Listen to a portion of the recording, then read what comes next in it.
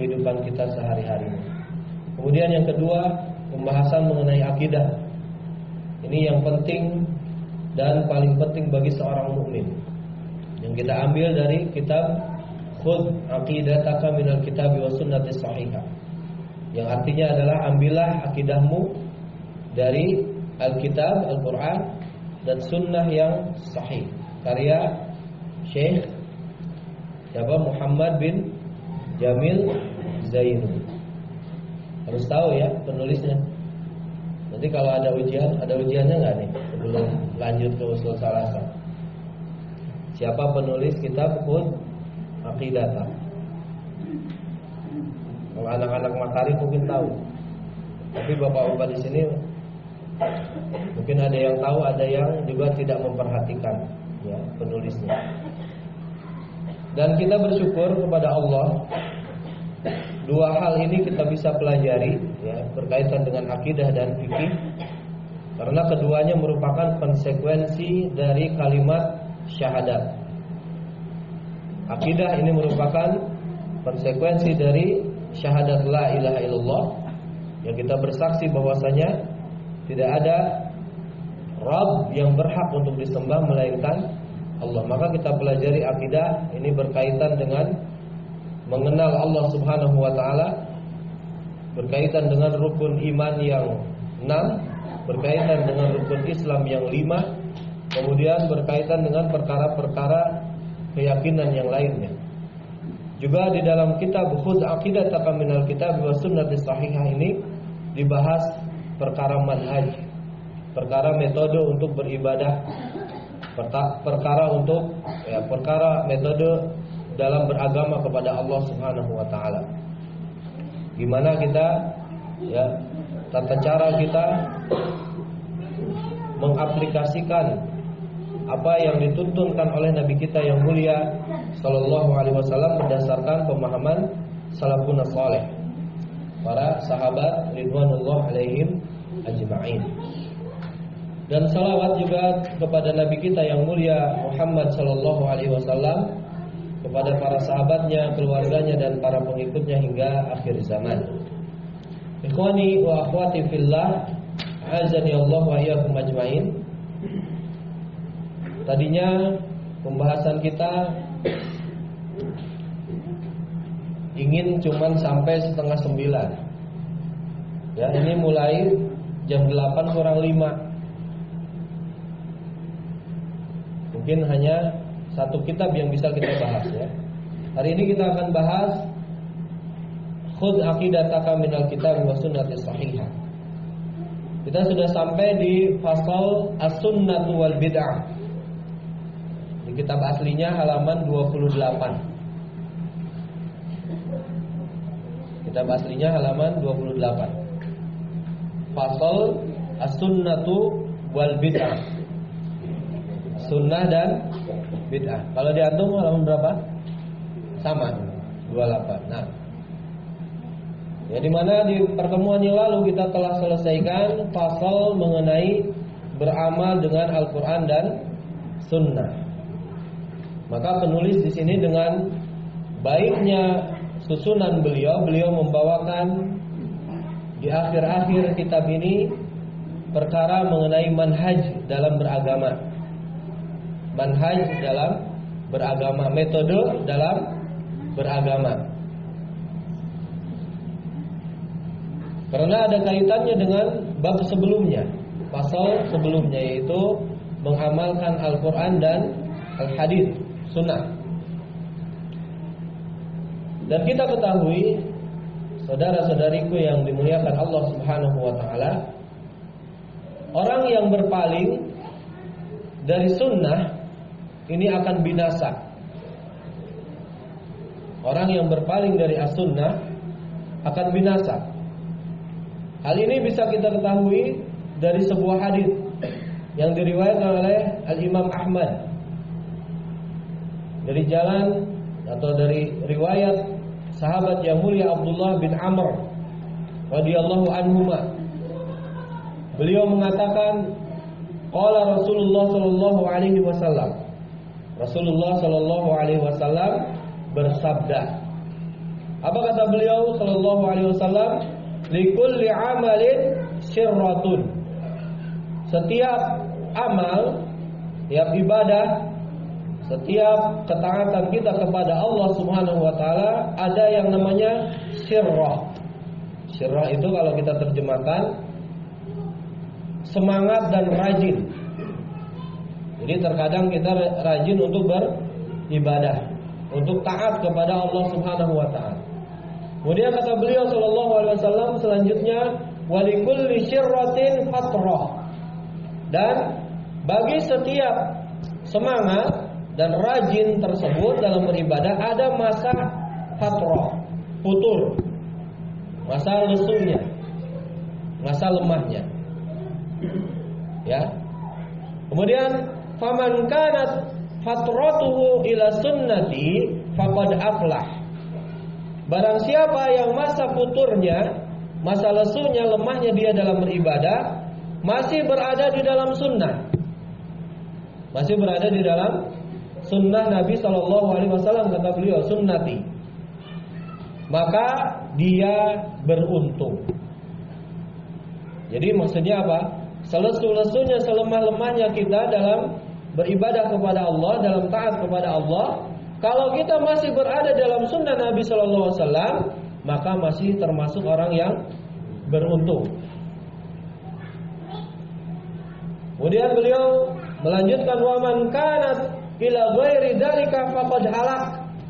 Dan barang siapa yang berada di atas selain sunnahku, kata Nabi SAW, selain itu, maka sungguh dia binasa. Ini sabda Nabi SAW, bahwa kita harus senantiasa berpegang dalam sunnah beliau SAW. Kemudian juga ada sebuah riwayat dari seorang laki-laki dari kaum Ansor yang merupakan salah seorang sahabat Rasulullah SAW. Ia menyebutkan zakaru inda Rasulullah SAW maulatan. Para sahabat menyebutkan kepada Rasulullah SAW seorang bekas budak yang sudah dibebaskan. Kalau maulah ini adalah bekas budak yang ketika udah bebas, dia seperti memiliki hubungan keluarga dengan yang membebaskan. Li Bani Abdul Muttalib, ya, miliknya Bani Abdul Muttalib. Lalu ia mengatakan innaha taqumul laila wa tasumun nahar. Budak itu, ya, dia rajin untuk sholat malam dan rajin puasa di siang harinya. Jadi budak ini apa? Budaknya budak perempuan, ya, maulah. Dia rajin untuk apa? Sholat malam dan rajin puasa siang hari. Nah, ini merupakan perkara yang terpuji, ya, seseorang rajin untuk beribadah kepada Allah Subhanahu wa taala, rajin salat malam, tahajud, ya, kemudian saum di siang harinya. Kemudian Rasulullah SAW bersabda, "Lakinni ana anamu wa sholli." Aku itu, ya, saya tidur, saya juga sholat. Wa asumu wa aftir, dan aku puasa juga berbuka. Faman iqtada bi fahuwa minni. Barang siapa yang mengikuti aku, maka dia termasuk golonganku, kata Nabi sallallahu alaihi wasallam. Wa man raghiba an sunnati falaisa minni. Barang siapa yang menolak, membenci sunnahku, maka dia bukan golonganku.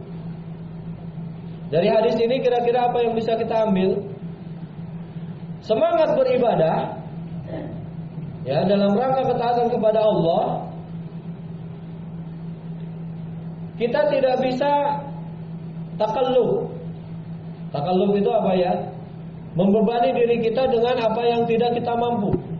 Makanya di riwayat yang lain datang 3 orang kepada Aisyah radhiyallahu anha ya, bertanya tentang ibadahnya Rasulullah Shallallahu Alaihi Wasallam. Gimana ibadahnya? Ya, kata Aisyah radhiyallahu anha, beliau tidur dan beliau sholat. Beliau saum, beliau juga berbuka. Nah, kemudian beliau beribadah, beliau juga menikah dengan wanita. Maka ketiga orang tersebut ya menyebutkan bahwa saya bisa lebih dari Rasulullah. Pokoknya saya mau sholat malam tiap hari, gak tidur. Yang satu saya mau puasa terus menerus tiap hari, ya. Yang satu gak mau menikah, ingin beribadah terus kepada Allah. Maka ketika diadukan kepada Nabi SAW, beliau bersabda, wa man raghiba an sunnati falaysa minni. Jadi Rasulullah itu saum tapi juga berbuka. Hingga dikatakan beliau saum seakan-akan gak pernah berbuka. Kemudian beliau berbuka, gak puasa, seakan-akan gak pernah puasa. Ya, jadi ini harus seimbang dalam kita beribadah kepada Allah Subhanahu wa ta'ala. Sesuaikan dengan kemampuan kita. Jadi jangan berlebihan. Maka kalau misalnya kita berlebih-lebihan, ini sudah keluar dari sunnah Nabi Shallallahu Alaihi Wasallam. Ya, beliau melanjutkan, inna likulli amalin sirrahu. Sesungguhnya setiap amal, setiap ibadah ada masa semangat, ya, kemudian juga masa lesunya. Kata Nabi Shallallahu Alaihi Wasallam.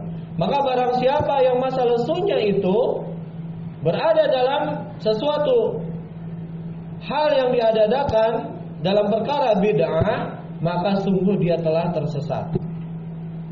Dan barang siapa yang masa lesunya berada di dalam sunnah, maka sungguh dia telah diberikan petunjuk oleh Allah Subhanahu wa ta'ala. Karena alasan orang-orang yang berbuat bid'ah ini, sesuatu yang baru dalam agama, mereka ingin apa? Ingin beribadah kepada Allah Subhanahu wa ta'ala, bukan yang lain. Pengen dekat kepada Allah, ya, pengen menunjukkan rasa cinta kepada Rasulullah Shallallahu Alaihi Wasallam, ya. Tetapi apakah diridhoi oleh Allah dan Rasulnya? Jawabannya tidak. Makanya kita akan membahas mengenai perkara sunnah dan bid'ah ini. Ini mukaddimah, ya. Kemudian di dalam pasal yang mulia ini disebutkan oleh penulis as-sunnatu wal bid'ah. As-sunnah dan bid'ah. Ini merupakan sesuatu yang berkontradiksi, berlawanan. Apakah yang dimaksud dengan sunnah? Maka para ulama menyebutkan banyak definisinya dari makna sunnah ini. Sunnah di dalam bahasa, mengenai bahasa, ya, ditinjau dari lughah. Hiya tariqatul maslukah mahmudatan kanat aw madmumatan. Sunnah itu secara bahasa adalah metode atau cara yang ditempuh. Metode atau cara yang ditempuh. Baik cara tersebut terpuji, mahmudatan kanat, au madmumatan, atau tercela. Jadi secara bahasa, sunnah itu enggak semuanya baik. Ini bahasa, ya, secara apa? Bahasa. Dalilnya apa? Dalilnya adalah sabda Nabi Shallallahu Alaihi Wasallam, "Man sanna fil Islami sunnatan hasanatan," dan seterusnya. "Wa man sanna fil Islami sunnatan sayyi'atan," dan seterusnya. Ya, barang siapa yang memberikan contoh cara di dalam Islam sunnah yang bagus, ya, diteruskan dalam hadis yang ini, lanjutannya adalah dia mendapatkan pahala seperti orang yang mengerjakannya tanpa mengurangi pahala orang yang mengerjakan. Dan barang siapa yang menunjukkan cara dalam Islam sunnah yang buruk, nah ada sunnah yang buruk. Ini secara bahasa. Tata cara yang buruk dalam beragama, maka dia pun, ya, mendapatkan dosa orang yang mengikutinya. tanpa mengurangi dosa orang yang melakukan. Jadi secara bahasa ya, sunnah itu adalah metode atau cara yang ditempuh, baik caranya itu terpuji atau caranya tidak terpuji. Kemudian menurut istilah syar'i, ini banyak ya disebutkan oleh para ulama. Indal fuqaha, di sisi para ilmu fikih, ahli ilmu fikih, menurut mereka apa itu sunnah? Ya, ini yang kita bahas dalam kitab fikih Muyassar. Kalau dikerjakan dapat pahala, kalau nggak dikerjakan nggak apa-apa. Ya, makanya disebutkan di sini hiyal amalu alladhi yatarajjahu fi'luhu ala tarkihi. Alladhi yatarajjahu fi'luhu ala tarkihi wa yusabu ala fi'lihi wa la yu'aqabu ala tarkihi. Dia adalah perbuatan yang lebih cenderung perbuatannya itu untuk dilakukan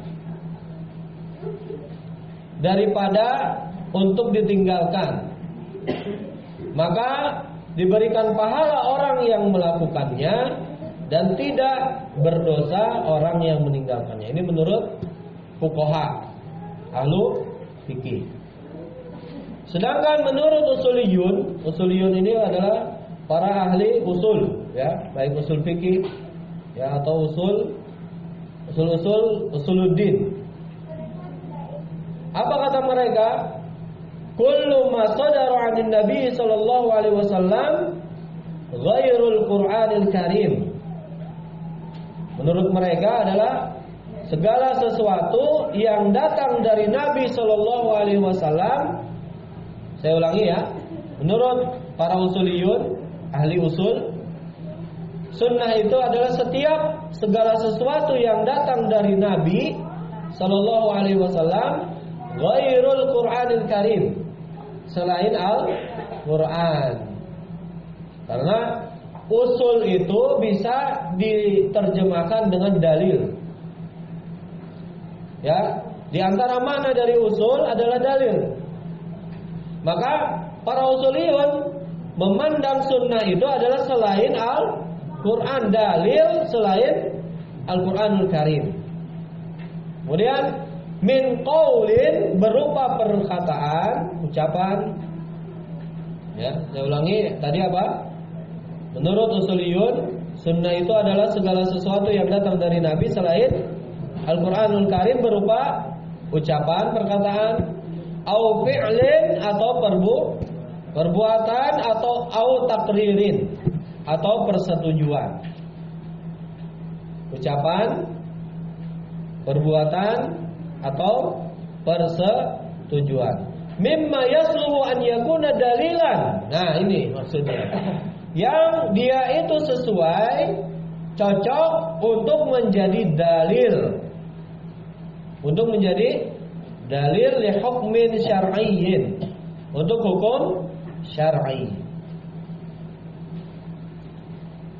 Yang selain dari Al-Qur'anul Karim berupa ucapan, perbuatan dan persetujuan yang cocok, yang sesuai untuk menjadi dalil, untuk menetapkan hukum syar'i. Makanya di dalam kitab Hud Aqidah ini kan sering dibawakan oleh penulis. Pertama dalil Al-Quran, di bawahnya baru sabda Nabi SAW. Itu yang dimaksud dengan sunnah inda usuliyun. Baik. Kemudian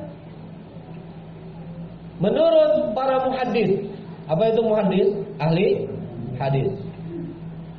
Hiya kullu ma usira 'anil Rasulillah sallallahu alaihi wasallam min qaulin aw fi'lin aw taqririn aw sifatin khalqiyatin aw khuluqiyatin aw sirah.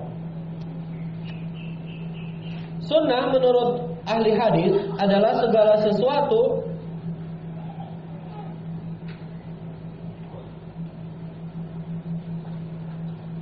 yang berasal dari Rasulullah sallallahu alaihi wasallam. Usira ini asar itu apa, jejak ya. Maksudnya berasal dari Rasulullah SAW sama min qaulin berupa ucapan, au fi'lin atau perbuatan, au takririn atau persetujuan beliau, au sifatin khalqiyatin au khuluqiyatin, atau sifat beliau sallallahu alaihi wasallam fisiknya, secara fisik. Dan makanya disebutkan bahwa fisik beliau sallallahu alaihi wasallam di dalam kitab Syama'il Muhammadiyah, beliau tidak terlalu tinggi, tidak terlalu pendek. Rambut beliau tidak terlalu keriting atau ikal, tidak terlalu lurus, jatuh. Rambut yang lurus jatuh. Jadi pertengahan di antara hal tersebut. Dan sifat-sifat yang lainnya ini merupakan sunnah di sisi orang-orang atau para ahli hadis. Au khuluqiyah, akhlak Nabi. Akhlak Nabi sallallahu alaihi wasallam. Contohnya apa?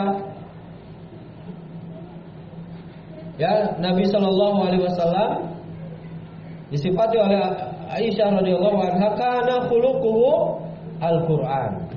Akhlak beliau adalah Al-Qur'an. Jadi semua akhlak yang terpuji yang ada dalam Al-Quran ada pada beliau sallallahu alaihi wasallam. Ini juga sunnah. Au sirah atau perjalanan hidup. Ada kitab paling bagus dalam sirah Nabi sallallahu alaihi wasallam, Zadul Ma'ad. Zadul Ma'ad. Karyanya Al-Imam Ibnu Qayyim Al-Jauziyah. Nah, itu mencakup seluruh kepribadian beliau, bukan hanya cerita kisah dari beliau mulai dilahirkan sampai wafat beliau, bukan hanya itu, tetapi sifat fisiknya disebutkan, akhlaknya disebutkan, dan sebagainya. Baik, ini menurut ulama ahli hadis. Kemudian kita ketahui dari seluruh definisi atau pengertian ini, sunnah itu disimpulkan bahwa yang dimaksud dengan sunnah Rasulullah sallallahu alaihi wasallam hiya tariqatuhu allati kana 'alaiha. Dia adalah metode atau cara beliau yang beliau berada di atasnya fi ibadatihi, dalam ibadah beliau. Ini yang pertama, metode cara beliau yang beliau berada di atasnya di dalam ibadah beliau, wa akhlaqihi, dan akhlak beliau, akhlak Nabi sallallahu alaihi wasallam, wa muamalatihi, dan muamalah beliau sallallahu alaihi wasallam. Fahiya aqwaluhu sallallahu alaihi wasallam wa af'aluhu wa iqraratuhu. Dan sunnah tersebut merupakan sabda-sabda beliau. Jadi di dalam sabda beliau ada yang menunjukkan ibadah beliau, ada menunjukkan akhlak dan muamalah beliau. Ya, rupanya yang pertama akhlak, aqwal, yaitu ucapan beliau. Yang kedua wa af'aluhu, perbuatan beliau, wa iqraratuhu, dan persetujuan beliau. Kenapa ada yang dimaksud dengan persetujuan? Karena terkadang beliau nggak bersabda, beliau juga tidak melakukan perbuatan, tetapi yang melakukan para sahabat di hadapan Nabi Shallallahu Alaihi Wasallam dan disetujui oleh beliau. Ini pun merupakan sunnah. Dan menurut Al-Imam Ibnu Rajab Al-Hambali dalam kitab beliau Syarah Al-Arba'in, Al-Arba'in An-Nawawi, tapi kalau kita kenal dengan Jami'u Al-Ulum wal Hikam, Jami'ul Ulum wal Hikam. Karena tidak hanya disebutkan 40 hadis, beliau menyempurnakan sampai 50.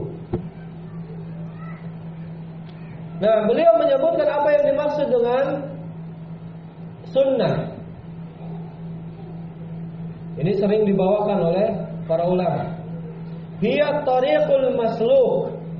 Dia adalah jalan yang ditempuh. Menurut Imam Ibnu Rajab Al-Hambali rahimahullah, hiya tariqul masluk, jalan yang ditempuh. Dan mencakup berpegang dengan apa yang dibawa oleh Nabi sallallahu alaihi wasallam, bima kana alaihi sallallahu alaihi wasallam, beliau sendiri. Jadi yang pertama, sunnah itu adalah jalan yang ditempuh oleh memang Rasulullah, maka kita berpegang teguh dengan apa yang dibawa oleh Rasulullah. Ini yang pertama. Juga termasuk di dalamnya wa khulafa'uhur rasyidun, dan juga para khalifahnya yang terpimpin. Siapa saja? Abu Bakar, Umar, Utsman dan Ali. Maka sunnah-sunnah khulafa'ur rasyidin juga termasuk dari sunnah. Karena ini penting kita ketahui. Terkadang kok dilakukan Umar, dilakukan Abu Bakar, ya, berarti nggak dilakukan Rasulullah, ini bukan sunnah dong, ya. Ini merupakan apa? Dari definisi ini dimasukkan para khulafaur rasyidin karena ada yang beranggapan demikian. Dalilnya, alaikum bisunnati wa sunnatil khulafair rasyidin al-mahdiyyin. Hendaklah kalian berpegang teguh dengan sunnahku dan sunnah para khulafaur rasyidin yang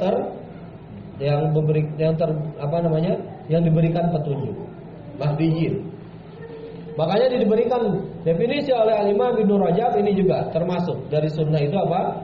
Sunnahnya khulafaur rasyidin. Minal i'tiqadati, berupa keyakinan-keyakinan i'tiqad. Wal a'mal, dan perbuatan-perbuatan. Wal aqwal, dan ucapan, perkataan. Wa hadhihi hiya sunnatul kamilah. Dan inilah definisi ini mencakup sunnah yang menyeluruh, sempurna. Saya ulangi tadi yang disebutkan Ibnu Rajab Al-Hambali apa? Sunnah adalah jalan yang ditempuh, mencakup hal tersebut, berpegang dengan apa yang dibawa oleh Nabi SAW itu sendiri, dan para khulafaur rasyidin berupa keyakinan-keyakinan i'tiqad, ya. Kemudian apa? Amal, perbuatan dan perkataan.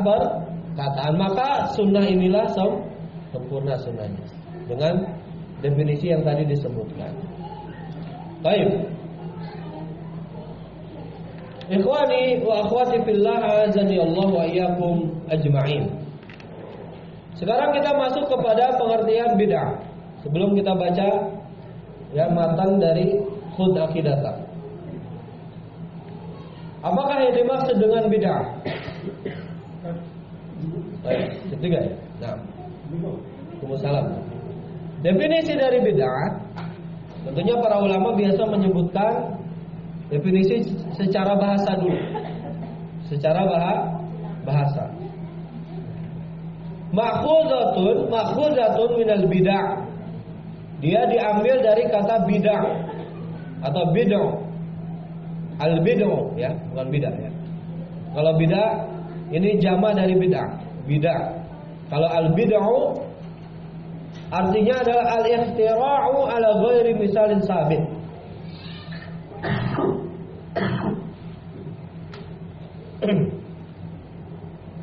Secara bahasa diambil kata al-bid'ah. Dia adalah membuat atau menciptakan dengan tanpa contoh sebelumnya. membuat sesuatu atau menciptakan sesuatu dengan tanpa contoh sebelumnya, ala ghairi misalin sabiq. Dan ini dalam Al-Qur'an ada. Surat Al-Baqarah ayat 117. Bisa dilihat nanti surat Al-Baqarah ayat 117. Badi'us samawati wal ardh. Allah menciptakan langit dan bumi. Badi' ini adalah menciptakan tanpa ada contoh sebelumnya. Maka kata bid'ah itu diambil dari kata badi', bid'ah. Ya, bid'ah. Kemudian secara istilah syariat, apa yang dimaksud dengan bid'ah? Para ulama menyebutkan al-bid'ah hiya at-ta'abbudu lillahi ta'ala.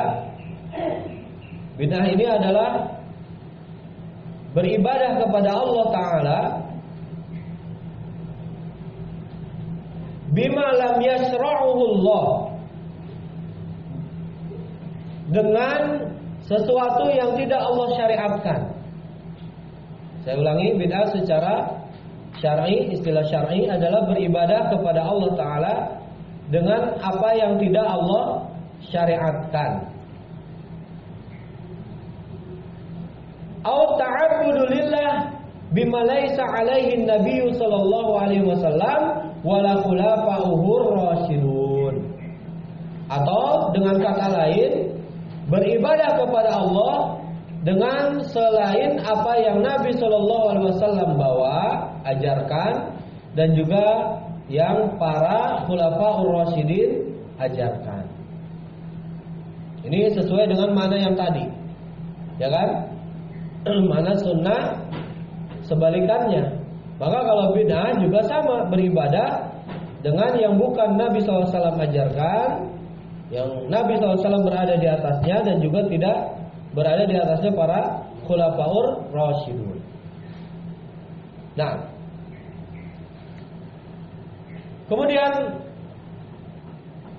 maka dari definisi ini secara bahasa dan secara syariat, berbuat bid'ah, membuat sesuatu yang baru, dalam tanda kutip sesuatu yang baru ini masih umum. Masih umum. Ada dua macam. Ada berapa? Dua macam. Yang pertama, ibtida'un fil 'adat. Membuat sesuatu yang baru, berinovasi, ya kalau kita istilahnya. Berinovasi kan? Sesuatu yang baru, ya. Dalam adat, kebiasaan. Jadi perkaranya yang boleh-boleh saja. Ini yang pertama. Seperti apa? Seperti teknologi sekarang. Ada motor, semakin lama semakin gede kan? Semakin lama semakin mudah dikendarain. Ya. Dulu harus dioper, sekarang gak usah. Ada yang otomatis dan lain sebagainya. Maka ini termasuk berbuat yang baru dalam adat. Ya. Wa hada mubah, dan perkara ini mubah hukumnya, boleh. Ini perlu dijelaskan ya. Karena terkadang orang mengaitkan bid'ah itu dengan perkara-perkara dunia, kan ini nggak boleh gitu kan. Ke Mekah itu harusnya pakai unta katanya kan. Nah ini batahannya. Ini yang boleh ya. Berinovasi sesuatu yang baru dalam perkara adat ini boleh. Perkaranya mubah. Li'anna al-asla fil 'adat al-ibahah. Hukum asal dari adat itu adalah boleh. Ini kaidahnya. Hukum asal dalam perkara adat, ya, kebiasaan atau perkara dunia ini boleh. Kecuali yang memang dilarang oleh syariat atau bertentangan dengan syariat. Misalnya apa? Pakai kebaya. Kalau kebayanya syar'i, pakai batik misalnya kan, tapi menutup aurat, boleh. Tapi kalau misalnya ketat, ya, atau tidak memakai himar atau penutup kepala dan tidak menutupi sampai auratnya, maka ini tidak boleh. Walaupun akum asal dari adat itu boleh. Kenapa? Karena menyelisihi syariat. Kan banyak inovasi baru dalam pakaian, ya kan? Ya, banyak. Nggak usah disebutkan lah. Ibu-ibu yang tahu kayaknya. Baik. Bahkan ya, gamis-gamis yang dulunya syar'i, yang syar'i ini banyak sekali sekarang ya. Modelnya banyak. Sampai model-model yang bahkan bisa menarik perhatian lawan jenis. Justru ini menjadi sesuatu yang dilarang dalam syariat. Kemudian yang kedua, wabtida'un fid din. Berbuat sesuatu yang baru, berinovasi dalam masalah agama. Ini yang kedua. Wa hadza muharramun. Maka yang ini diharamkan. Li'anna al-asla fihi at-tauqif. Karena hukum asal dari ibadah itu at-tauqif. Datang dengan dalil, harus mengikuti contoh. Qala sallallahu alaihi wasallam, Nabi SAW bersabda, "Man ahdatsa fi amrina hada ma laisa minhu fahuwa raddun." Barang siapa yang berbuat sesuatu yang baru dalam perkaraku ini, maksudnya dalam perkara agama, ma laisa minhu, yang bukan bagiannya, maka dia tertolak. Mau ibadahnya tertolak? Gak mau. Maka jangan berinovasi dalam masalah agama. Hadis ini dikeluarkan Imam Al-Bukhari, Imam Muslim, Imam Abu Daud, Imam Ibnu Majah, dan Imam Ahmad. Dan Al-Imam An-Nawawi membawakan dalam kitab beliau Arba'in An-Nawawi. Di dalam riwayat yang lainnya yang dikeluarkan Imam Muslim dan Imam Ahmad, man amila amalan laisa alaihi amruna fahuwa raddun. Barang siapa yang beramal yang tidak ada contohnya dariku, tidak ada perkaranya dariku, maka perkaranya tertolak. Amalan tersebut tertolak. Maka di dalam Al-Quran disebutkan orang-orang yang berletih-letih dalam beribadah disamakan dengan orang-orang kafir. Ya. Faja'alnahu haba'an mansura. Maka kami jadikan ibadah yang mereka lakukan seperti debu-debu yang berterbangan, sia-sia. Ya.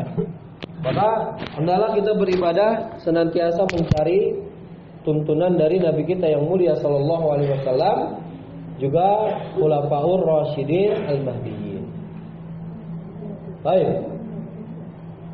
Ini pembahasannya panjang sekali, tapi ini udah setengah 9. Jadi bagaimana nih Pak? Kalau dilanjutkan kasihan yang ibu-ibunya. Ya, ini mungkin yang bisa saya sampaikan di pertemuan yang berbahagia ini. Masih